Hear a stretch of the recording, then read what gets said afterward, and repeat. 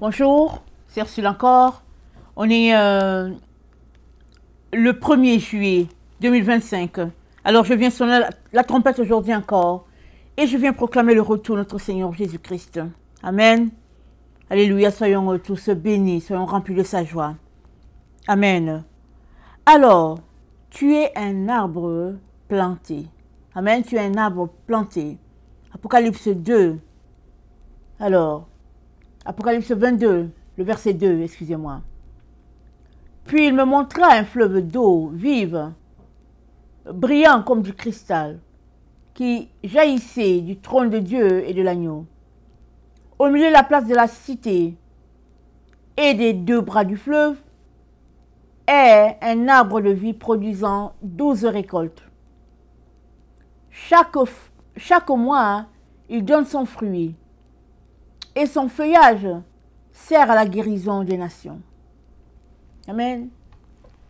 Alors, il nous est décrit, n'est-ce pas, un arbre qui était au milieu, n'est-ce pas, et qui recevait 2 sources d'eau.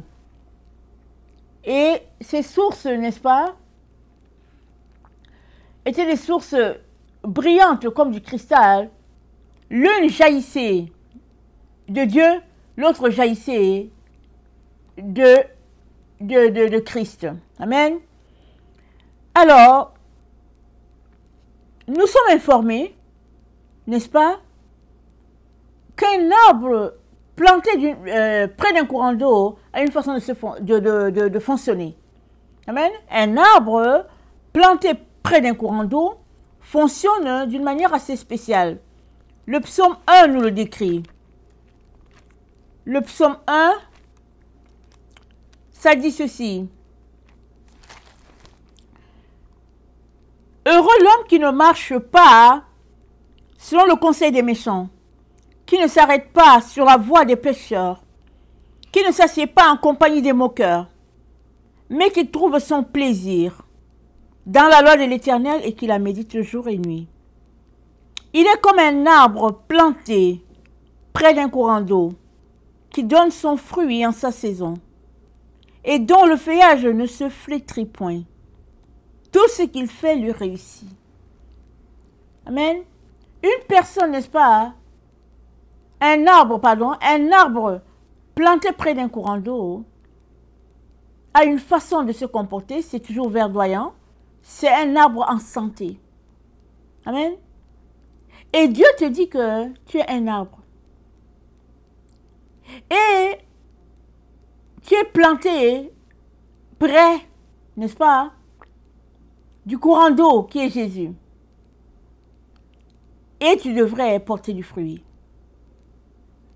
Alors, dans le psaume 1, nous sommes informés que l'arbre planté près d'un courant d'eau, voilà comment il se comporte. Apocalypse 22, n'est-ce pas? Le verset 2 nous dit que l'arbre qui était là, n'est-ce pas, recevait de l'eau des 2 sources. La source jaillissant du trône de Dieu, jaillissant de Dieu, et l'autre source jaillissant de l'agneau. Si bien que cet arbre est très très verdoyant, n'est-ce pas? Parce que si celui qui est à côté d'une source d'eau est décrit tel que c'est décrit dans le psaume 1, alors, à combien plus forte raison devrait être un arbre planté près de 2 courants d'eau? À combien plus forte raison devait être cet arbre-là en parfaite santé? Alors, nous sommes informés, n'est-ce pas, que un tel arbre sert à la guérison des nations. Et nous pouvons nous demander, mais comment? Amen. Nous pouvons nous demander comment. Alors, allons-y regarder dans Job 14.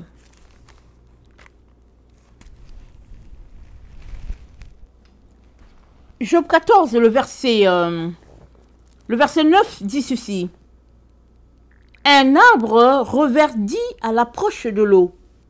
Il pousse des branches comme une jeune plante. Amen. un arbre reverdit à l'approche de l'eau.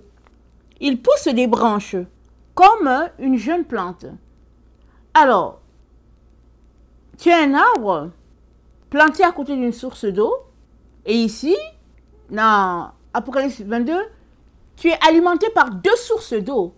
À combien plus forte raison, n'est-ce pas, devrais-tu être vraiment en pleine santé, parfaite santé? C'est ça que le Seigneur est en train de nous dire. Et c'est dit que tu sers à la guérison des nations. Alors, comment? Amen. Comment sers-tu à la guérison des nations? Tu es, n'est-ce pas, le cadeau de Dieu à l'humanité, alors que tu as donné ta vie à Jésus. Et tu es là pour refléter Christ. Dieu n'est pas là, sur la terre, là, en train de marcher sur les deux pieds. Mais toi, tu es là. Alors, quand les gens cherchent Dieu, c'est toi qu'ils voient. Voilà pourquoi Dieu dit que tu es la lumière. Quand les gens cherchent la lumière n'est pas là, là, en train de marcher, là, ils ne la voient pas. Mais ils te voient, toi. Alors, tu représentes la lumière. Jésus-Christ a dit, vous êtes la lumière du monde, vous êtes le sel de la terre. Donc, tu représentes, tu es l'ambassadeur, n'est-ce pas, de Dieu sur la terre. Et nous savons, n'est-ce pas, que notre terre est malade à tous les niveaux, tant bien au niveau, n'est-ce pas, des êtres humains, des animaux, la végétation, tout ça. Et toi, tu es là pour guérir les nations.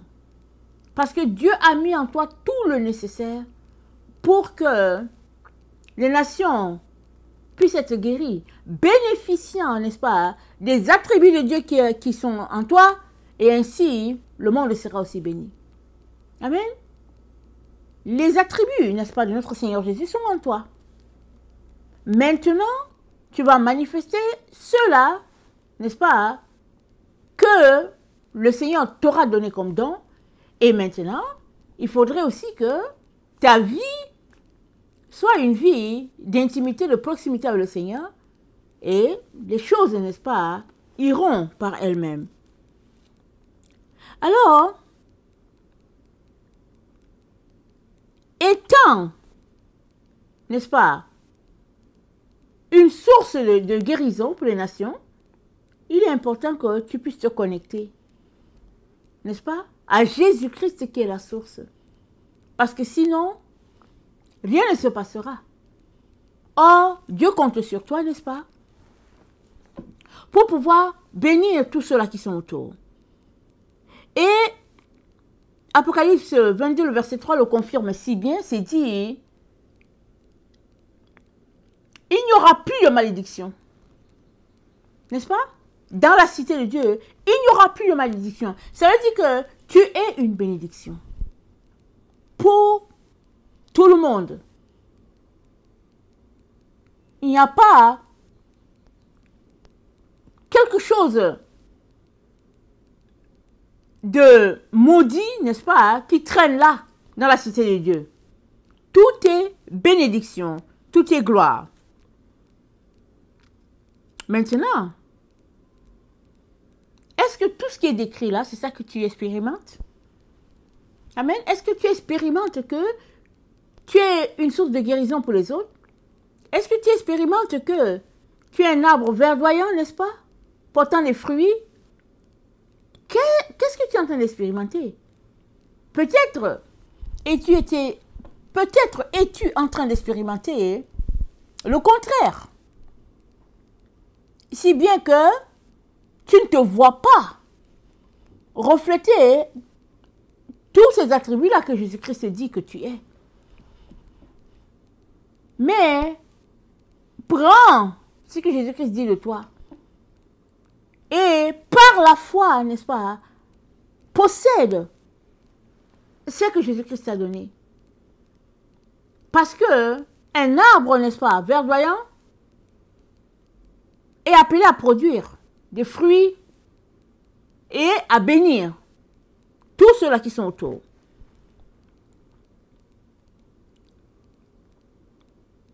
Et c'est dit au verset 4 que le trône de Dieu, Apocalypse 22, le verset 4, ils verront, attendez, j'ai lu le 3, n'est-ce pas? Et après on va lire le 4. Ils aura plus de malédiction. Le trône de Dieu et de l'agneau sera dans la cité, et ses serviteurs lui rendront un culte. Ils verront son visage et son nom sera sur leur front. Ok. Le trône de Dieu, n'est-ce pas, et de l'agneau sont dans la cité. Mais où se trouve le trône de Dieu? Le trône de Dieu se trouve dans ton cœur. La Bible dit, 1 Corinthiens 3,16, tu es le temple du Saint-Esprit. Dieu habite en toi. Son trône est dans ton cœur. Alors la cité de Dieu, n'est-ce pas? C'est l'ensemble de toutes ces personnes-là qui ont donné leur vie à Jésus. Et le trône de Dieu, c'est l'ensemble de tous ces cœurs-là dans lesquels Dieu demeure. Tous ces cœurs-là. Ça fait des trônes. Donc ça fait plusieurs trônes, n'est-ce pas, qui, une fois regroupés, n'est-ce pas, forment le trône de Dieu. Et c'est dit que c'est ce que tu es, n'est-ce pas? Tu es un arbre et dans cet arbre-là, n'est-ce pas, habite la gloire de Dieu et le trône de Dieu, n'est-ce pas, est là. Maintenant, qu'est-ce qui fait que ta vie est peut-être remplie de découragement, remplie de questionnement, remplie de combats? Qu'est-ce qui fait? Amen. Qu'est-ce qui fait que c'est ainsi? Allons-y, regardez.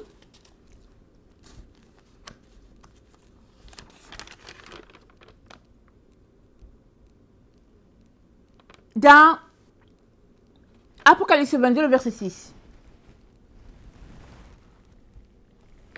Le verset 6, c'est dit le Seigneur Dieu, n'est-ce pas, a envoyé son ange montrer, n'est-ce pas, à Jean, les choses qui vont venir.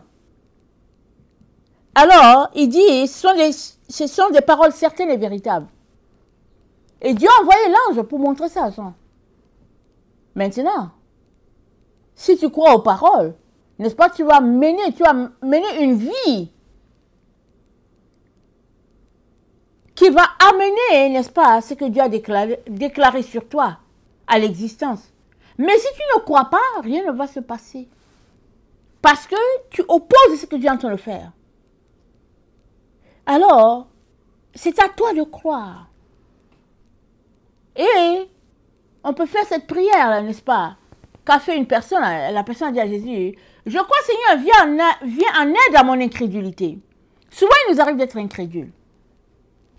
Parce que soit on a vécu beaucoup de choses contraires, si bien qu'on s'est dit, ok, la meilleure façon de se protéger, c'est de ne pas croire du tout. Ou bien c'est de garder une certaine distance par rapport à la prophétie. Mais justement, Dieu dit, ce n'est pas la chose à faire. La chose, n'est-ce pas, à faire, c'est le fait d'accepter ce que Dieu a dit et de continuer, n'est-ce pas, hein, d'exercer la foi pour dire, ok, Dieu l'a dit, je crois, et puis je célèbre déjà, hein, la victoire.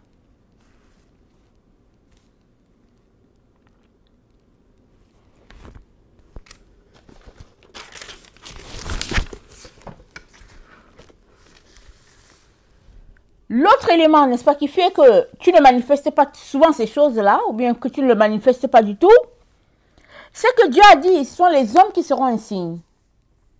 Souvent, on attend un événement extraordinaire dans notre galaxie, on regarde dans les cieux et puis on veut savoir qu'est-ce qui arrivera. Mais ce qui arrivera, ce n'est pas dans les airs qu'on trouve ça. Ce qui arrivera, tu trouves ça dans la présence de Dieu. Pendant que tu prends du temps avec lui, s'il plaît à Dieu, il va te dire ce qu'il y a à dire. Amen. C'est dans la présence de Dieu que se déroule sa volonté. Et nous avons besoin, n'est-ce pas, de prendre du temps avec notre Père. Pas pour qu'il nous donne des choses. Non, le fait qu'on est connecté au Père et qu'on lui partage plein de choses va, n'est-ce pas, amener à nous ce que Dieu aimerait qu'on sache.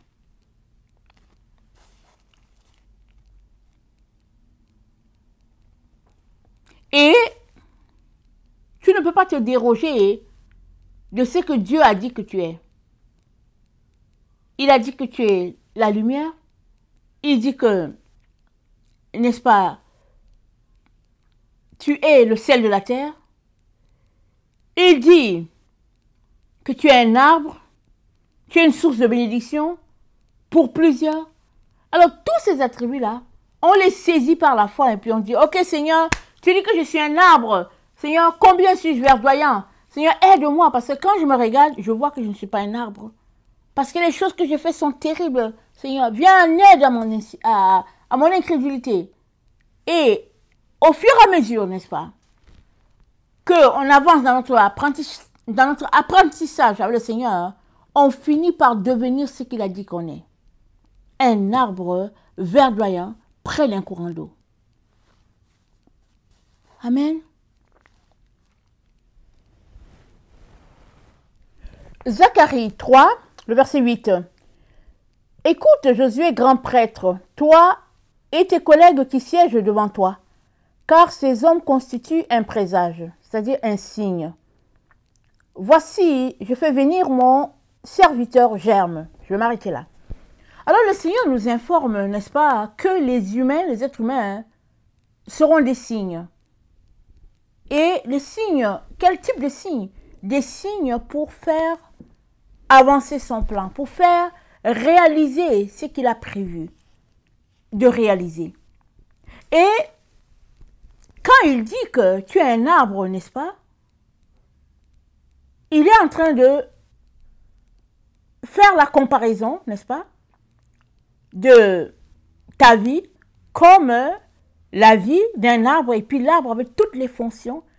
Ce que l'arbre fait, n'est-ce pas, c'est comme ça que Dieu t'informe de qui tu es dans le royaume.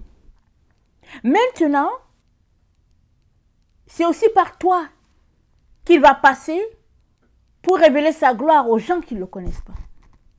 Mais tu as besoin de t'accrocher à la source d'eau.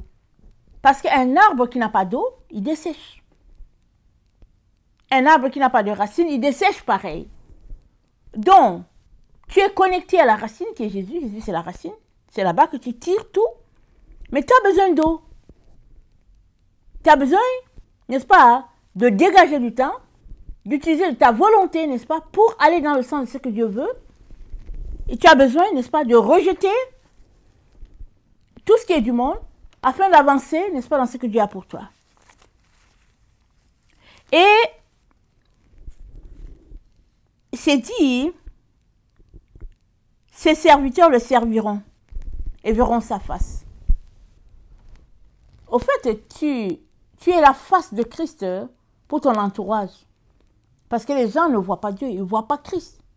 Mais c'est toi qu'ils voient. Alors qu'ils te voient poser des actions, ils vont dire, oui, ça c'est vraiment un vrai enfant de Dieu. Elle est vraiment une vraie fille de Dieu. Ou bien, ils vont tout simplement dire, drôle d'enfant de Dieu. Alors, nous sommes un signe pour tous ceux-là qui nous regardent. Souvent, tu as l'impression que personne ne te voit, mais tout le monde te voit sans rien dire. Les gens t'observent. Surtout si tu es un étranger, surtout si tu fais les choses différemment, les gens t'observent. Et c'est par l'exemple, n'est-ce pas, que l'on enseigne à l'autre. C'est pas par la bouche. C'est important les paroles de la bouche, mais c'est par l'exemple que tu enseignes, que tu reflètes, que tu révèles Jésus-Christ aux autres. C'est pourquoi Jésus-Christ a dit, les hommes seront un signe. Quand il a parlé à Zacharie, je ne sais pas si Zacharie savait que Dieu avait un fils. On savait que Dieu existe. Et Israël avait une relation avec Dieu. Mais le Fils de Dieu, ça c'est la révélation des temps de la fin, quand Jésus-Christ est venu. Et déjà dans Zacharie, le prophète a annoncé que les hommes seront un signe. Voilà pourquoi, dans Zacharie, Dieu parle de son serviteur, n'est-ce pas, Eliakim. Il dit, Eliakim avait une tunique sale, mais l'ange est venu, il a enlevé la tunique sale, le turban, la tunique sale et puis le turban, et il a revêtu Eliakim. Il a revêtu Eliakim de vêtements, n'est-ce pas, propres. Ça se trouve dans Zacharie 3, le verset 4. Et il lui a donné, il a enlevé ses vêtements, c'était des vêtements sales. Il lui a donné des vêtements de fête. Et puis maintenant, il dit dans Zacharie 3, le verset 9, il dit, j'enlèverai l'iniquité de ce pays en un jour. Un jour, j'enlèverai l'iniquité. En un seul jour. Et nous savons que c'est le jour où Jésus-Christ est mort sur la croix. Ce jour-là, n'est-ce pas, la mort a été vaincue, le péché a été annulé. Et c'est comme ça que la mort ne pouvait plus nous garder, n'est-ce pas? Et la mort n'a pu garder Jésus. Jésus est sorti triomphant. Dieu avait déjà annoncé ça bien avant, avec Zacharie. Et il a dit, les hommes vont servir de signe. Ça veut dire que nous allons refléter Dieu. Dieu va se servir de nous pour répandre sa gloire. Et même dans Ésaïe, n'est-ce pas, c'est dit que heureux sont les pas de ceux qui annoncent la paix. Heureux sont les pas des serviteurs de Dieu qui proclament, n'est-ce pas, la bonne nouvelle. Et nous sommes dans le temps où ce sont les enfants de Dieu, n'est-ce pas, qui sont en train d'évangéliser ça et là. Et Dieu s'attend à avoir une récolte abondante dans les temps dans lesquels nous sommes. Parce que son fils a payé pour. Et quand tu donnes ta vie à Jésus, n'est-ce pas, Jésus t'équipe pour faire ce travail extraordinaire-là, d'amener d'autres âmes à Dieu. Voilà, n'est-ce pas, le miracle de multiplication de Jésus. Il ne l'a pas fait seul, quoique s'il voulait, il pouvait le faire seul. Mais il nous a associés à l'œuvre parce que c'est dit que un disciple accompli sera comme son maître. S'ils ont maltraité Jésus, ils te maltraiteront. S'ils ont accueilli Jésus, ils t'accueilleront. Ce que Jésus-Christ a subi, n'est-ce pas? Attends-toi aussi à subir cela. Pourquoi? Parce que tu es le signe de Dieu, tu es le représentant de Dieu. Comme Job, Job était le signe de Dieu. Dieu a dit à Satan, est-ce que tu as vu mon serviteur Job? Et malgré tout ce par quoi Job est passé, Job a tenu. À la fin, n'est-ce pas, la gloire était à notre Dieu. Job n'a pas abandonné Dieu. Il ne lui a pas tourné le dos.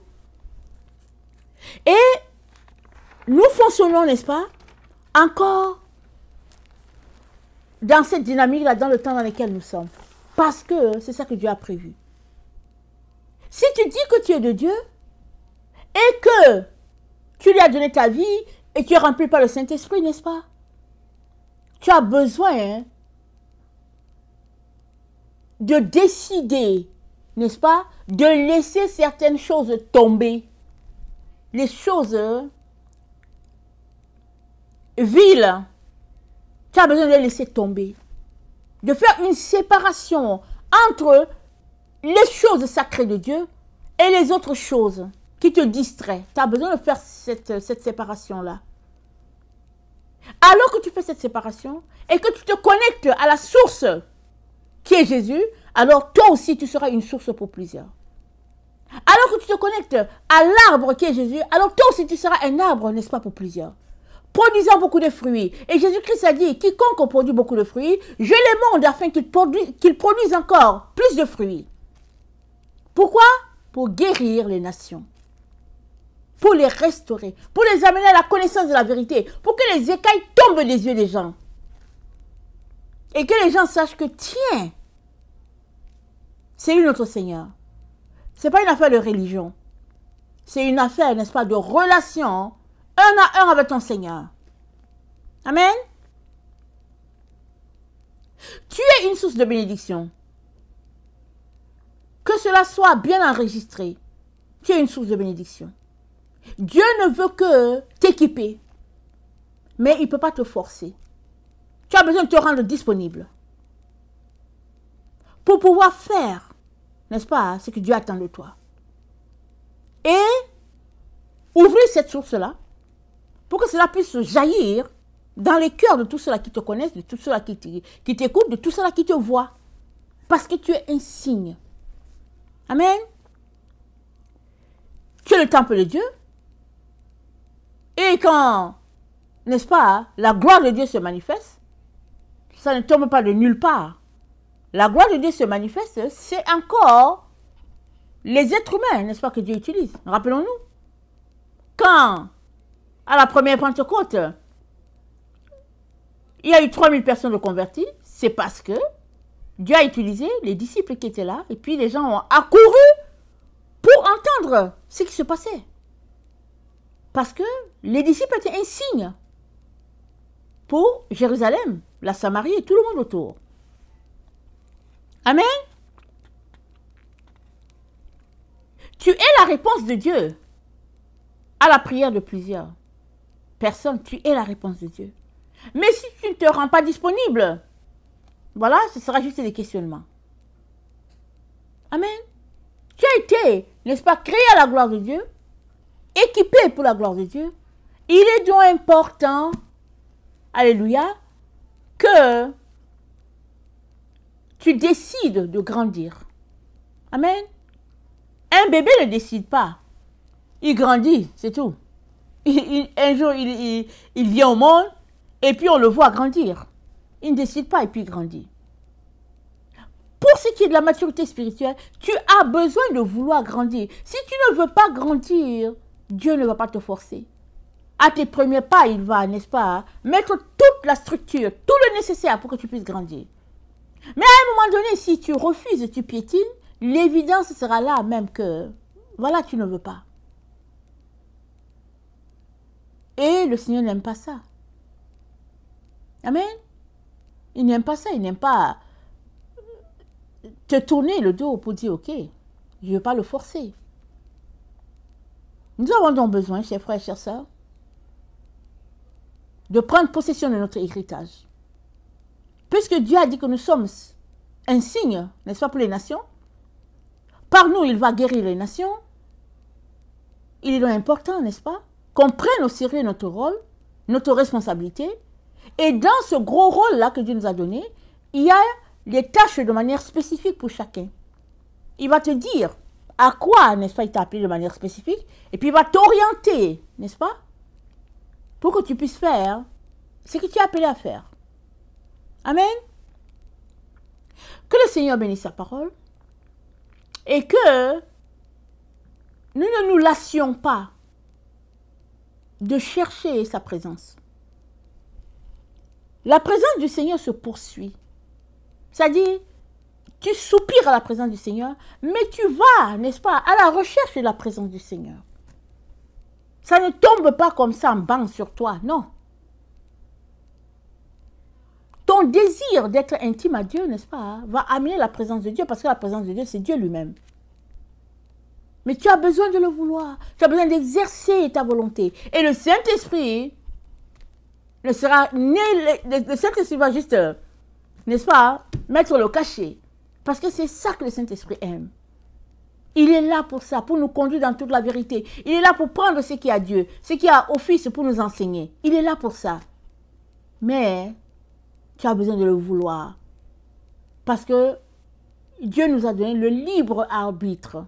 Il ne force personne. Il n'a pas fait de nous des robots. Nous ne sommes pas des robots. Nous sommes des personnes avec une volonté. Et nous avons besoin de prendre notre volonté, la donner à la disposition de Dieu, afin que Dieu puisse faire ce travail extraordinaire en nous, nous transformer à sa gloire, afin que nous soyons le signe qu'il veut, n'est-ce pas, pour les personnes où il nous a placés.